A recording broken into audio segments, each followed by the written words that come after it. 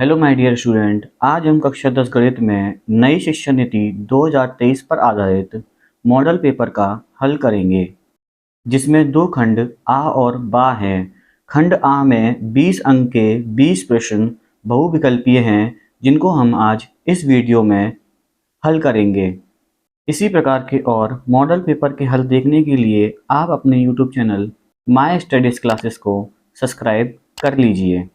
चलिए करते हैं इस वीडियो को स्टार्ट।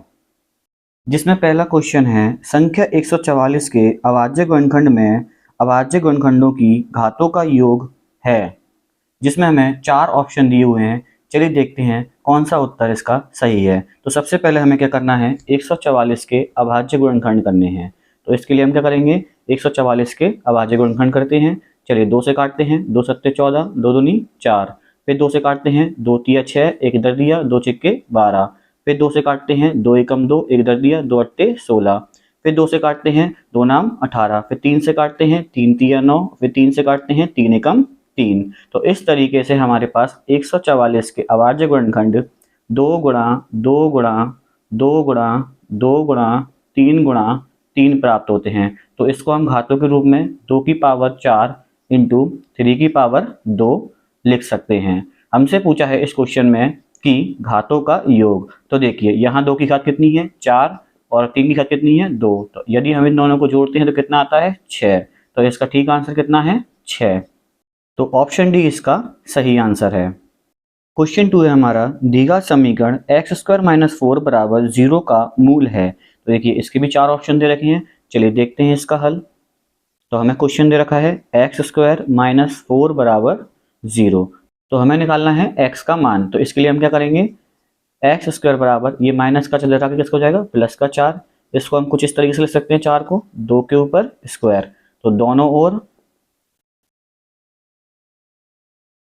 वर्ग लेने पर, तो इस तरीके से हमारे पास x के 2 मान आ जाएंगे, प्लस माइनस का 2। तो इसका ठीक आंसर ऑप्शन सी राइट है। क्वेश्चन नंबर 3 है हमारा, बिंदु माइनस के 3,5 की y अक्ष से दूरी ज्ञात कीजिए। तो इसके लिए सबसे पहले हम क्या करते हैं, इसका चित्र बना लेते हैं। तो देखिए ये हमारा y अक्ष और ये हमारा x अक्ष। इसका नाम देते हैं हम x, x डैश। इसका नाम देते हैं हम y और y डैश। तो देखिए सबसे पहले हमसे बोल रखा है कि ये हमारे होते हैं क्या, मूल बिंदु। ये हमारा हो गया 1, ये 2, ये 3, ये 4। इसी प्रकार हम इधर बना देते हैं -1, -2, -3, -4। इसी प्रकार हम ऊपर बनाते हैं 1, 2, 3, 4 और 5। इसी प्रकार नीचे -1, -2, -3, -4। तो देखिए क्वेश्चन में हमें बिंदु दे रखे हैं क्या, माइनस के 3,5। तो देखिए एक्स अक्ष पर माइनस का 3 और वाई अक्ष पर कितना, +5। तो देखिए इस तरीके से हमारे पास ये जो बिंदु होगा यहाँ प्राप्त हो जाएगा, जो कितना होगा, माइनस का 3,5। तो देखिए हमसे पूछा है इसकी वाई अक्ष से दूरी। तो देखिए इसकी वाई अक्ष से दूरी कितनी है, इतनी, जो कितनी होगी हमारी, 3। अतः हम कह सकते हैं कि माइनस के 3,5 की वाई अक्ष से दूरी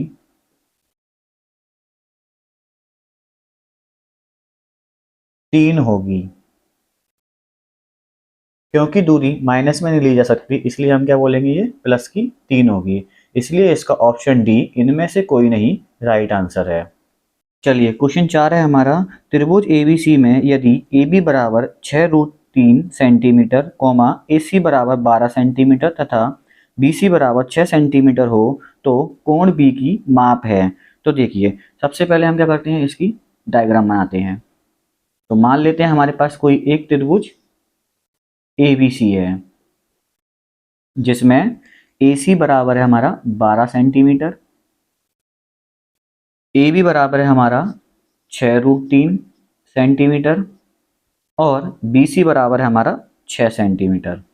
तो अब हम इन भुजाओं का वर्ग निकालते हैं। तो देखिए AC का स्क्वायर, इसका मतलब 12 का स्क्वायर, तो कितना आएगा वो, 144। इसी प्रकार BC का स्क्वायर, बराबर 6 का स्क्वायर, क्योंकि BC कितना है हमारा 6, जो कितना आएगा 36। और इसी प्रकार हमारा AB का स्क्वायर, जो कितना है 6√3 का स्क्वायर। तो देखिए 6 का स्क्वायर कितना होगा 36, जब हम इन दोनों गुणा करेंगे तो कितना आएगा 3 6 18 की 8, हासिल लगी 1, 3 3 9 और 1 10।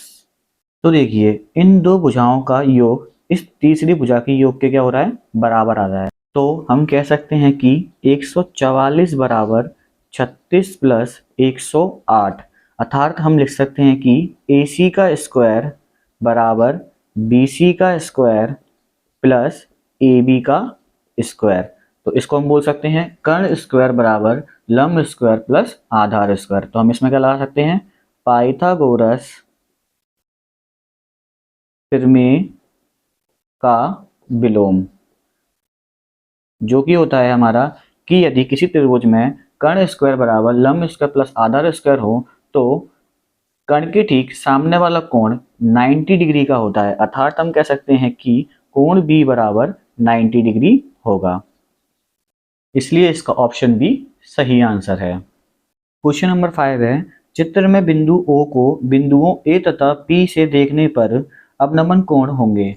तो देखिए हमारा बिंदु O है, हमें हमारे दो व्यक्ति हैं, जो एक A पे खड़ा हुआ है और एक P पे खड़ा है। यदि ये दोनों व्यक्ति इस बिंदु O को देखते हैं तो हमें बताना है इनकी नेत्रों द्वारा इस बिंदु O पर बने अवनमन कोण का माप क्या होगा।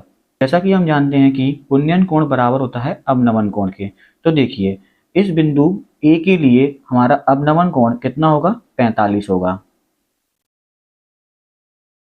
परंतु इस ट्राइंगल के लिए अवनमन कोण कितना होगा, ये होगा, जो कि हमें ज्ञात नहीं है। तो देखिए जैसा कि हमें ज्ञात है कि एंगल P कितना है 60 डिग्री, एंगल Q कितना है 90 डिग्री, तो हम इस एंगल को ज्ञात करेंगे। तो देखिए त्रिभुज POQ में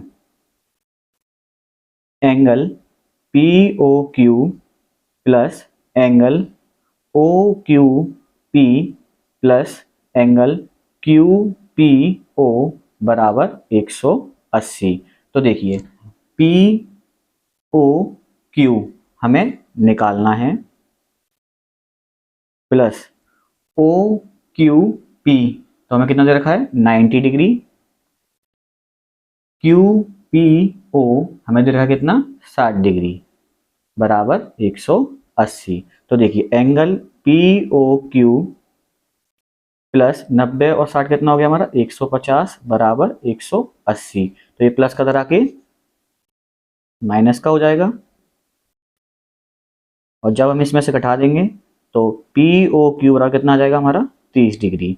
तो इसका मतलब ये जो हमारा एंगल है वो कितना हो गया 30 डिग्री, ये पूरा 45 है, ये इतना कितना हो गया 30 डिग्री। तो हम कह सकते हैं बिंदु P पर जो व्यक्ति है उसके द्वारा बनाया गया कोण कितना होगा हमारा 30 डिग्री। अतः हमारे अवनमन कोण क्या होंगे 45 और 30 डिग्री, इसलिए हम कह सकते हैं हमारा ऑप्शन बी राइट आंसर है। क्वेश्चन नंबर 6 है हमारा, निम्नलिखित बारंबारता बंटन का बहुलक वर्ग ज्ञात कीजिए। तो देखिए इसके लिए हमें क्या करना है कि जिस वर्ग की बारंबारता सबसे ज्यादा होगी वही हमारा क्या होगा बहुलक वर्ग होगा। तो देखिए 1 से 3 वाले की बारंबारता कितनी है 7, 3 से 5 वाले की कितनी है 8, 5 से 7 वाले की कितनी है 2, और 7 से 9 वाले की है फिर से 2, और 9 से 11 कितनी है 1। तो देखिए इनमें सबसे ज्यादा बारंबारता किसकी है 8, इसलिए बहुलक वर्ग कितना होगा हमारा 3 से 5। तो इसलिए ऑप्शन बी इसका राइट आंसर है। क्वेश्चन 7 है हमारा, समीकरण 5x स्क्वायर माइनस के 3x प्लस 2 बराबर 0 के मूलों का योग होगा। तो देखिए इसके लिए हमें समीकरण दे रखा है 5x स्क्वायर माइनस के 3x प्लस 2 बराबर 0। तो देखिए इसको समीकरण नंबर हम 1 मान लेते हैं। तो देखिए इसकी तुलना हम दीगा समीकरण ax square plus bx plus c बराबर 0 से करा देते हैं। तो देखिए समीकरण 1 व 2 की तुलना करने पर, तो देखिए a बराबर कितना आ जाएगा हमारा 5। तो देखिए साइन के साथ लेना है हमें, b बराबर कितना आ जाएगा माइनस का 3, और c बराबर कितना आ जाएगा हमारा 2। तो देखिए ये प्लस के इसलिए प्लस को तो शो करना नहीं है, बट ये क्या है हमारा माइनस का 3 है, इसलिए b बराबर कितना होगा हमारा माइनस का 3। तो हमें निकालना है मूलों का योग, जो कि फॉर्मूला होता है हमारा माइनस के b अपॉन a। तो देखिए माइनस बी का मान कितना है हमारा -3 और ए का मान कितना है हमारा 5। तो देखिए माइनस माइनस प्लस क्या हो जाएगा हमारा 3/5, इसका सही आंसर होगा। तो हम कह सकते हैं कि ऑप्शन ए इसका राइट आंसर है। क्वेश्चन नंबर 8 है हमारा, यदि 3 cot a बराबर 4 हो तो sec a का मान ज्ञात कीजिए। तो देखिए हमें दे रखा है कि 3 cot a बराबर कितना है 4 और हमें किसका मान निकालना है sec a का। तो इसके लिए हम क्या करेंगे, इस 3 को नीचे भेज देते हैं। तो cot a बराबर हमारा कितना आ जाएगा 4/3। तो देखिए ये हमारा हो गया आधार और ये हो गया हमारा लंब। तो इसके अकॉर्डिंग हम क्या करते हैं, इसका चित्र बना लेते हैं। तो देखिए हमारा आधार कितना है 4 और हमारा लंब कितना है 3। हमारे पास क्या नहीं है, कर्ण नहीं है। तो हम इस त्रिभुज का नाम ABC रख देते हैं और त्रिभुज ABC में एंगल ABC बराबर कितना है 90 डिग्री। इसलिए हम इसमें क्या लगा सकते हैं, पाइथागोरस प्रमेय से, जो कि होती है हमारी कर्ण स्क्वायर बराबर लंब स्क्वायर प्लस आधार स्क्वायर। तो देखिए कर्ण हमारा कितना है इसमें AC, तो AC का स्क्वायर, लंब कितना है हमारा इसमें BC, तो BC का स्क्वायर, और आधार कितना है हमारा AB, तो AB का स्क्वायर। चलिए इनके मान रखते हैं। तो AC का स्क्वायर हमें निकालना है बराबर BC का मान कितना है हमारा 3, तो 3 का स्क्वायर प्लस AB का मान कितना है हमारा 4, तो 4 का स्क्वायर। तो देखिए AC का स्क्वायर बराबर 3 का स्क्वायर कितना हो गया हमारा 9 और 4 का कितना हो गया हमारा 16। तो AC का स्क्वायर बराबर टोटल कितना हो गया हमारा ये 25। तो इसको हम कुछ इस तरीके से लिख सकते हैं, AC का स्क्वायर बराबर 5 का स्क्वायर वर्ग लेने पर। तो AC बराबर हमारा कितना आ जाएगा 5। तो अब हमें मान निकालना है किसका, sec a का। तो sec a का फॉर्मूला होगा हमारा क्या, कर्ण बटे आधार। तो देखिए कर्ण कितना आ गया हमारा 5 और आधार कितना है हमारा 4। तो इसका सही आंसर क्या हो जाएगा हमारा 5/4। तो ऑप्शन बी क्या है इसका राइट आंसर है। क्वेश्चन नंबर 9 है हमारा, 1 से 9 तक की प्राकृतिक संख्याओं का माध्य होगा। तो देखिए हमारी संख्याएं क्या क्या होंगी, 1 2 3 4 5 6 7 8 और 9। हमसे पूछा है इन सभी संख्याओं का माध्य क्या होगा। तो देखिए जैसा कि हम जानते हैं कि माध्य बराबर हमारा फॉर्मूला होता है सभी संख्याओं का योग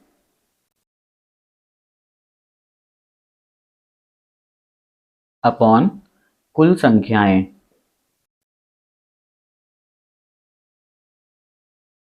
तो देखिए इन सभी संख्याओं का योग तो 1 + 2 + 3 + 4 + 5 + 6 + 7 + 8 + 9 अपॉन टोटल संख्या कितनी है हमारी ये 9।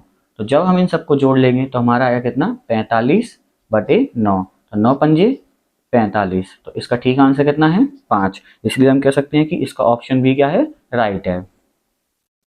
क्वेश्चन नंबर 10 है हमारा, चित्र में त्रिभुज ABC के आधार BC के समांतर रेखाखंड PQ खींचा गया है। यदि PQ अनुपात BC बराबर 1:3 हो तो AP व PB का अनुपात क्या होगा। तो देखिए इसके अंदर दो त्रिभुज APQ और ABC हैं। तो देखिए त्रिभुज APQ तथा त्रिभुज ABC में, तो देखिए एंगल A बराबर है एंगल A के। क्यों, क्योंकि कैसा कोण है उभयनिष्ठ कोण। उभयनिष्ठ कोण जो दोनों त्रिभुजों में आया हुआ है। तो देखिए छोटे वाले त्रिभुज में भी A आया हुआ है और बड़े वाले त्रिभुज में भी A आया हुआ है। इसका मतलब A क्या है उभयनिष्ठ कोण। अब देखिए एंगल P बराबर है एंगल B के और एंगल Q बराबर है एंगल C के। क्यों है, क्योंकि हमें बोल रखा है कि BC समांतर है PQ के। जब दो भुजाएं आपस में समांतर होती हैं तो उनके अंतर्गत बनाए कोण आपस में कैसे होते हैं बराबर होते हैं। तो देखिए त्रिभुज APQ तथा ABC में इनके संगत कोण आपस में कैसे हैं बराबर हैं। इसलिए हम कह सकते हैं कि एंगल एंगल एंगल समरूपता नियम से त्रिभुज ABC समरूप है त्रिभुज APQ के। इसलिए हम कह सकते हैं कि त्रिभुज APQ और ABC की संगत भुजाएं कैसी होंगी? समानुपाती। अतः हम लिख सकते हैं कि AP अपॉन AB बराबर PQ अपॉन BC। कुछ इस प्रकार कि पहले छोटे त्रिभुज की हमने भुजा ली, फिर बड़े वाले त्रिभुज की, फिर छोटे त्रिभुज की भुजा ली और फिर बड़े वाले त्रिभुज की ली। इसी प्रकार AQ और AC भी समानुपाती होंगे, बट हमारा काम इस दो से ही हो जाएगा। तो देखिए AP ऐसे ही, अब देखिए AB यहाँ से लेके यहाँ तक है, तो इसको हम इस तरीके से लिख सकते हैं AP प्लस PB। तो AP प्लस PB बराबर, अब देखिए PQ अनुपात BC हमें कितना दे रखा है? 1/3। अब इसका क्रॉस मल्टीप्लाई कर लेते हैं, तो 3AP बराबर कितना आ जाएगा हमारा? AP plus PB। ये प्लस का दर आके किसका हो जाएगा? माइनस का। तो AP माइनस के AP बराबर PB। तो देखिए जब 3 में से 1 गया तो 2AP बराबर PB। तो देखिए क्वेश्चन में हमसे बोला है AP अनुपात PB, तो इसका मतलब AP ऊपर और PB नीचे। तो देखिए यहाँ रह जाएगा हमारा 1 और इस 2 को हमने दरवेश दिया। तो अतः हम कह सकते हैं कि AP अनुपात PB कितना जाएगा हमारा? 1/2। तो इसका ऑप्शन सी क्या है? राइट है। क्वेश्चन नंबर 11 है हमारा, यदि किसी बारंबारता बंटन का माध्य 20.5 तथा माध्यिका 20 है तो उसका बहुलक होगा। तो देखिए इसके लिए हमारे पास फॉर्मूला है, बहुलक बराबर 3 गुणा माध्यिका माइनस 2 गुणा माध्य। तो देखिए हमें माध्यिका कितनी दे रखी है इसमें? 20 और माध्य कितना दे रखा है हमें? 20.5। तो देखिए 20 दिया कितना हो गया हमारा? 60, और जब 2 का इसमें हम गुणा करेंगे कितना आएगा? 41। जब इसमें से इसको हम घटाते हैं तो कितना आएगा हमारा? 19। यही हमारा क्या होगा? बहुलक होगा। तो इसका ठीक आंसर हमारा क्या है? Option C 19। क्वेश्चन नंबर 12 है हमारा, समीकरण x माइनस वाई बराबर 2 एवं x प्लस वाई बराबर 2 का हल होगा। तो देखिए इसमें हमें पहला समीकरण दे रखा है x माइनस वाई बराबर 2, इसको समीकरण नंबर हम 1 मान लेते हैं, और दूसरा समीकरण दे रखा है हमें x प्लस वाई बराबर 2, इसको समीकरण नंबर हम 2 मान लेते हैं। तो देखिए समीकरण 1 व 2 को जोड़ने पर, तो देखिए x माइनस वाई बराबर 2 और x प्लस वाई बराबर 2, तो हम इसको जोड़ रहे हैं तो कोई भी साइन चेंज नहीं होगा, तो y से y क्या होगा? कट जाएगा। तो x कितना हो गया हमारा? 2x, 2 और 2 कितना हो गया हमारा? 4। तो देखिए ये गुणा में है, इधर किस में हो जाएगा? ये भाग में, तो 2 से इसको हम काट देते हैं, तो x वाला कितना आ जाएगा हमारा? 2। x का मान आप समीकरण किसी में भी रख सकते हैं, तो समीकरण हम 1 में रख देते हैं, तो 1 में रखने पर तो देखिए x की यहाँ पे हमने 2 रखा, माइनस वाई बराबर 2। तो देखिए 2, ये प्लस का तरह किसका हो गया? माइनस का, और ये माइनस का उस तरह किसका हो गया? प्लस का। तो जब 2 में से 2 गया तो y बराबर कितना आ गया हमारा? 0। अतः हम कह सकते हैं कि x का मान हमारा कितना है? 2, और y का मान कितना है हमारा? 0। तो ऑप्शन बी इसका राइट आंसर है। क्वेश्चन नंबर 13 है, किसी धनात्मक पूर्णांक q के लिए प्रत्येक धनात्मक समपूर्णांक का रूप होगा। तो जिसमें हमें ऑप्शन दे रखा है q minus 1, q plus 1, 2q और 2q प्लस 1। तो देखिए q माइनस 1 और q प्लस 1 तो हमारा हो नहीं सकता, क्योंकि हमारा पूर्णांक कैसा है? धनात्मक समपूर्णांक है। तो देखिए या तो ऑप्शन सी होगा या तो ऑप्शन डी होगा। क्योंकि इस क्वेश्चन में हमें शेषफल 0 दे रखा है, इसलिए हम कह सकते हैं कि 2q प्लस 0 हो सकता है हमारा किसी धनात्मक पूर्णांक का। इसलिए हम कह सकते हैं कि हमारा धनात्मक पूर्णांक किस रूप का होगा? 2q के रूप का होगा। इसलिए हमारा ऑप्शन सी क्या होगा? एकदम राइट आंसर होगा। क्वेश्चन नंबर 14 है हमारा, बिंदुओं a बराबर 2,-5 और b बराबर -2,9 से समदूरस्थ x अक्ष पर बिंदु होगा। तो देखिए जो बिंदु है वो किस पर स्थित है? x अक्ष पर स्थित है। तो हम कह सकते हैं माना वह बिंदु क्या है हमारा? p है, जिसके निर्देशांक क्या होंगे हमारे? x, 0, जो कि a और b से कैसा है? समदूरस्थ है, मतलब समान दूरी पर है, मतलब AP बराबर क्या होगा हमारा? PB होगा। तो देखिए a के कोऑर्डिनेट हमें दे रखे हैं कितने? 2, -5 और बी के कोऑर्डिनेट दे रखे हैं हमें -2,9। चूंकि हमें पता है कि जो बिंदु P है वो ए बी से क्या है, समदूरस्थ है, इसलिए हम कह सकते हैं कि ए पी बराबर क्या होगा हमारा, पी वी। इसका मतलब इन दोनों के बीच की दूरी बराबर होगी इन दोनों के बीच की दूरी। अतः हम कह सकते हैं कि x2 माइनस x1 का whole square plus y2 minus y1 का होल स्क्वायर बराबर होगा, इन दोनों बीच की दूरी के लिए भी क्या लगेगा हमारा, x2 माइनस x1 का whole square plus y2 minus y1 का होल स्क्वायर। तो देखिए सबसे पहले हम ए पी के बीच की दूरी निकालेंगे। ये बीच की दूरी का सूत्र होता है हमारा, तो ये हमारा x1, ये हमारा y1, ये हमारा x2 और ये हमारा y2। तो देखिए सबसे पहले हमारा क्या है, x2, तो x2 कितना है हमारा, x1 कितना है हमारा 2, तो 2 का स्क्वायर प्लस y2 कितना है हमारा 0 और y1 कितना है हमारा -5, तो -5 और ये वाला माइनस क्या हो जाएगा, प्लस का 5 का स्क्वायर। अब देखिए अब हम निकालेंगे इन दोनों के बीच की दूरी के लिए, तो इसको हम x1 और इसको हम y1, ये हमारा x2 y2 ऐसे ही रहने दीजिए। तो देखिए x2 कितना है हमारा x और x1 कितना है हमारा -2, तो क्या हो जाएगा यहाँ पर ये +2 प्लस y2 कितना है हमारा 0 और y1 कितना है हमारा 9, तो 9 रख देते हैं इधर। तो देखिए ये हो जाएगा हमारा x-2 का होल स्क्वायर प्लस ये हो जाएगा हमारा 5 का स्क्वायर। अब इसी प्रकार ये हो जाएगा हमारा x+2 का होल स्क्वायर और ये हो जाएगा हमारा -9 का स्क्वायर।